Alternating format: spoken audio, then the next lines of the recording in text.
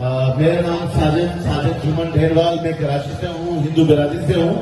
और मैं बाबा जी के लिए मैं बताना चाहूंगा 2018 के अंदर बाबा जी ने मुझे जो है कि तहरीक लब्बैक से चुना और मुझे इलेक्शन के लिए खड़ा किया, एमपी के इलेक्शन के लिए।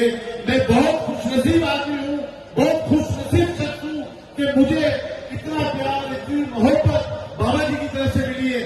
तो मैं वो कभी नहीं भूल सकता। वो दिन 2018 से लेके आज तक मैं तहरीक लब्बैक के लिए वर्क कर रहा हूँ, काम कर रहा हूँ, एक छोटा सा नुमाइंदा होकर एक वर्क कर रहा हूँ। आप यकीन करें कि जो मोहब्बत, प्यार हमारे साथ रजी साहब ने मेरी सेकंड टाइम मुलाकात की है, जब फर्स्ट टाइम हुई थी तो उन्होंने यही कहा था कि पाकिस्तान में रहने वाले तमाम जितने भी कौमियत के लोग हैं, चाहे वो अकलीती बिरादरी से हो, हिंदू बिरादरी, हिंदू कौम से हो, सिख कौम से हो, मसीह कौम से हो, हम सब के साथ है। और जहां भी उनके साथ जुल्म हो रहा होगा, हम उस जुल्म को खत्म करेंगे, उन्हें भरपूर तरीके से जीने का हक देंगे। तो यह है तहरीक लब्बैक पाकिस्तान की पहचान। लब्बैक लब्बैक लब्बैक लब्बैक।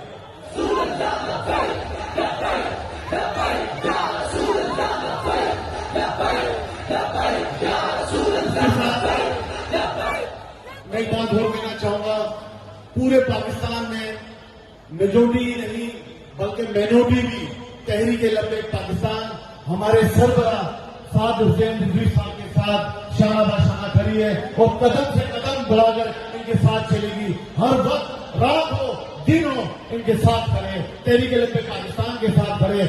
मैं दोनों हाथों से सलूट पेश करता हूं।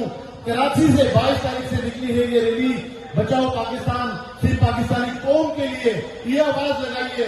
आज तक पूरे 1947 से लेकर अब तक किसी शख्स ने आवाम के लिए आवाज नहीं लगाई। महंगाई बढ़ती जा रही है, पेट्रोल महंगा होता जा रहा है, लोग खुदकुशियां कर रहे हैं, मजबूर हो चुके हैं। लेकिन आज हमारी आखिरी किरण है तो साद हुसैन रिजवी साहब है, हमारी आखिरी किरण, हमारी आखिरी उम्मीद पाकिस्तान के अंदर।